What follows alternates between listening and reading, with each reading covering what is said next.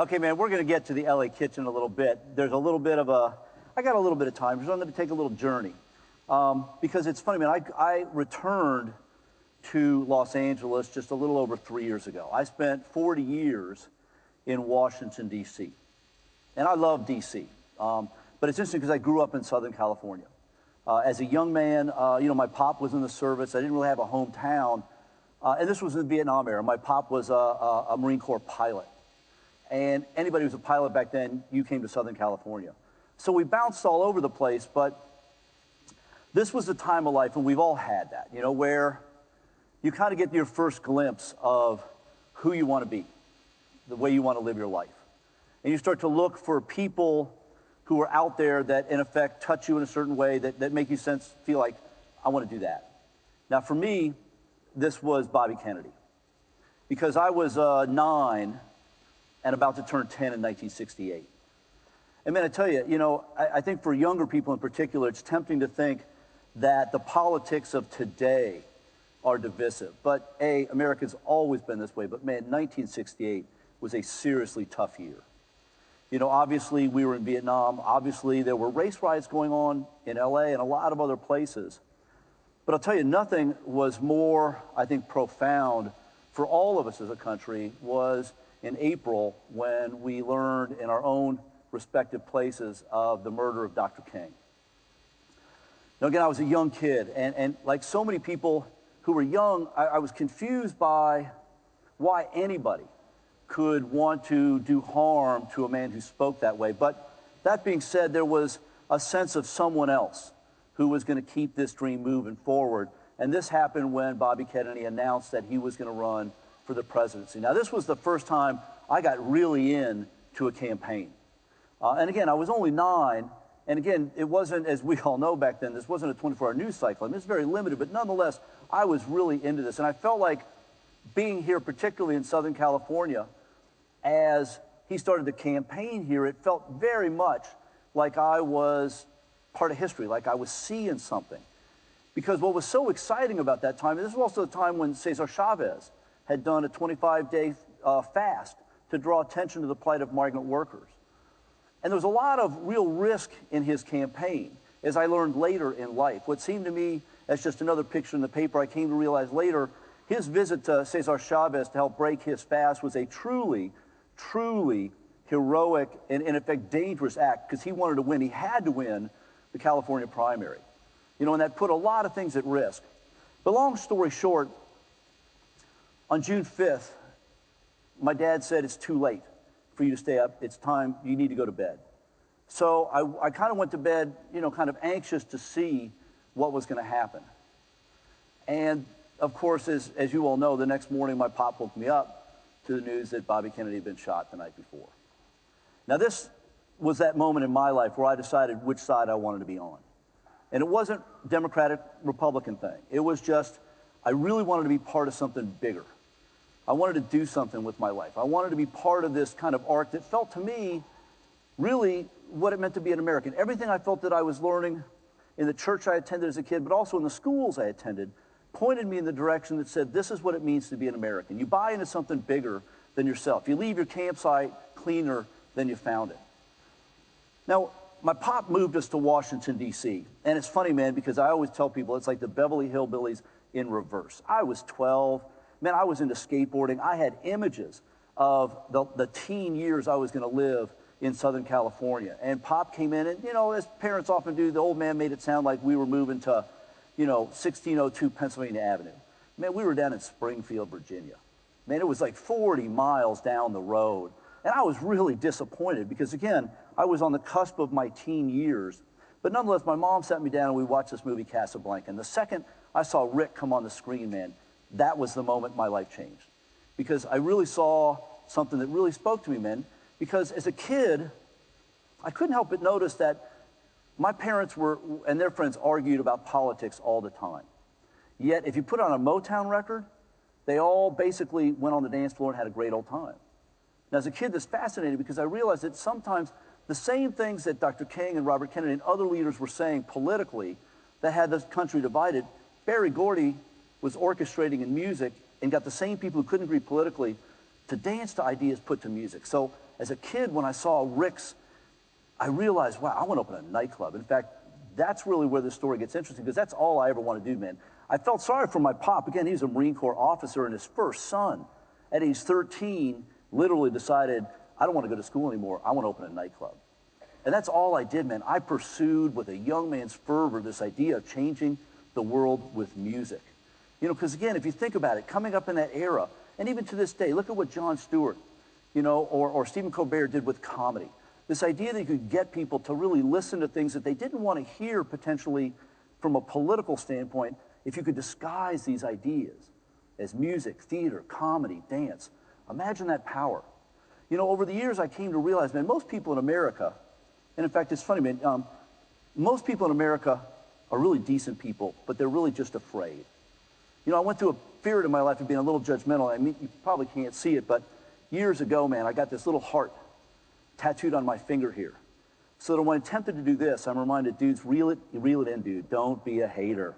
Most people aren't as stupid as you think. You know, they're just afraid. And that's kind of what I wanted to do, this idea of, could I possibly stay a hold of this dream of my youth, but guide more people to it with this idea of music and theater. So that's what I did. And I had a great career, man. I booked bands all the way from the Bad Brains to Billy Eckstine. You know, I saw the entire gamut of music through the lens of Washington, D.C., and I was loving life and hell-bent on opening this great nightclub. Now, it's wild, man, because this is where the story gets interesting, because like many people, and I feel bad for you younger people in the audience, because you've grown up seeing homelessness everywhere. You know, but as a kid, there's always been people on the fringe. But suddenly in Washington, D.C. in the 1980s is when you really started to see people on steam grates, or really right near the Capitol, right near the White House. You couldn't ignore it anymore. And like many people, I would walk by people every day with an empathetic eye, but from a distance. You know, and eventually some friends asked me if I would like to go out and serve the homeless. I ended up going, but I was really afraid, to be quite honest with you. This is why I say I'm a recovering hypocrite. I should start every talk and meet everybody I meet, just say, hello, my name is Robert, and I'm a recovering hypocrite, because I dreamed of changing the world with music. Yet when somebody offered me the chance to go out in my own backyard, I looked for every excuse to get out of it. Now, long story short, I went out and to mask my fear, I just asked where the food was coming from, and it turns out it was bought at one of the most expensive stores in Washington, D.C. Now, wildly, I knew how much food we threw in the restaurant business, and not just there, but caterers, hotels, hospitals, universities. So I was thinking about that when we started serving people. And here we were in this truck as it pulled up in between the State Department and George Washington University, and we slid open the door, and there's this long line of men and women outside on a rainy night in Washington, D.C., waiting for this truck to pull up.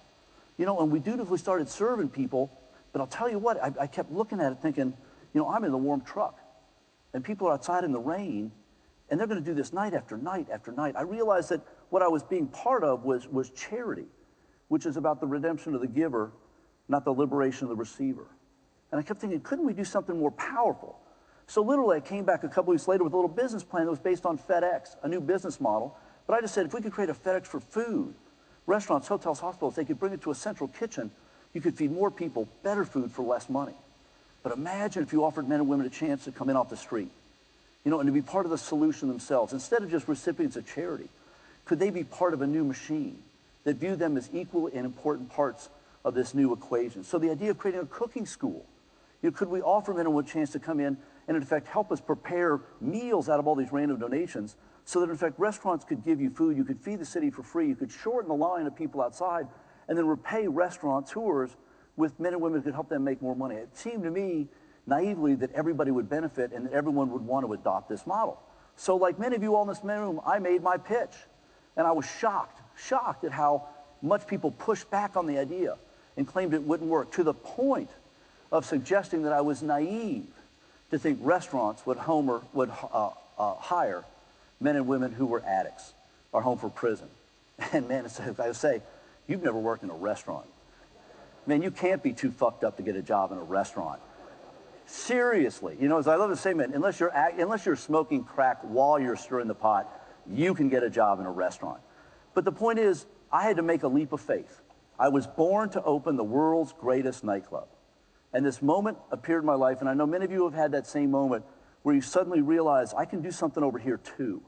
And this is where that kind of 9-year-old boy kind of spoke to me in that sense of, you know, dude, maybe this is another way to achieve that same idea.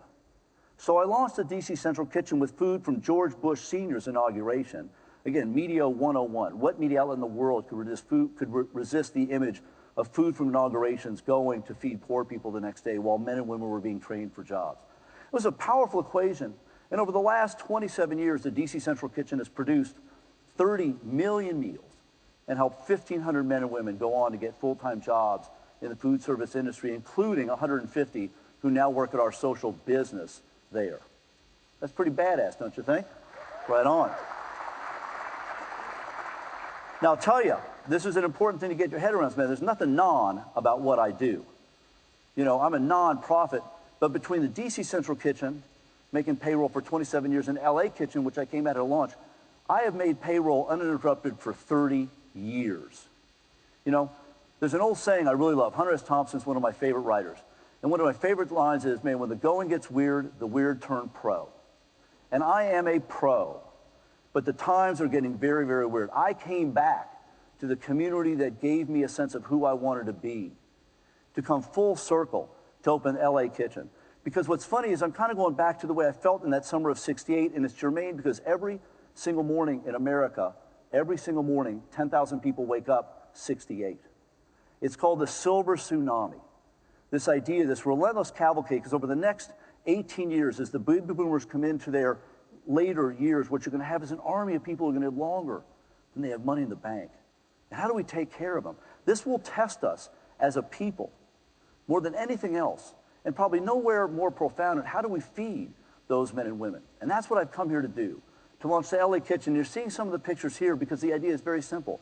Of all the food we produce every single day in America, almost 40% of it gets thrown away.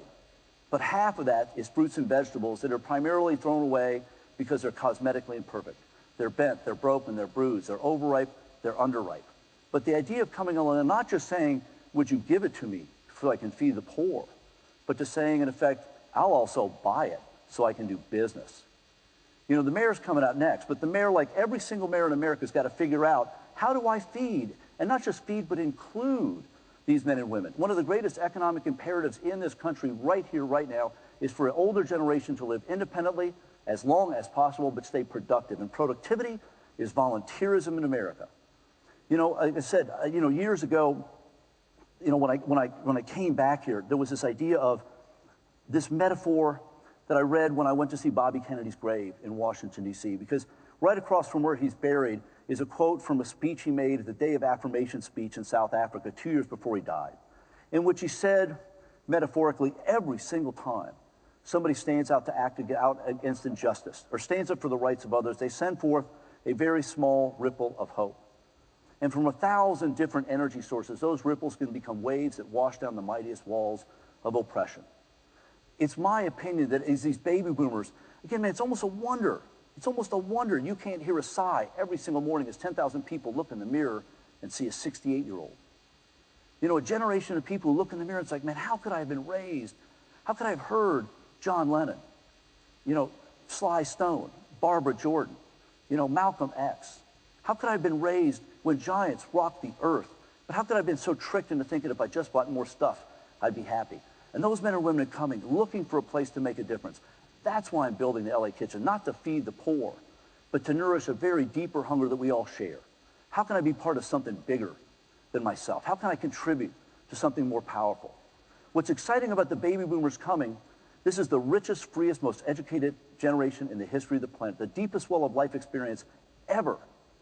But what's more exciting is there's also 100 million young people under 30 in America raised doing service. One of the most profound social experiments in the history of the world. 100 million people, the most technologically advanced generation, the most diverse, raised, thinking about them.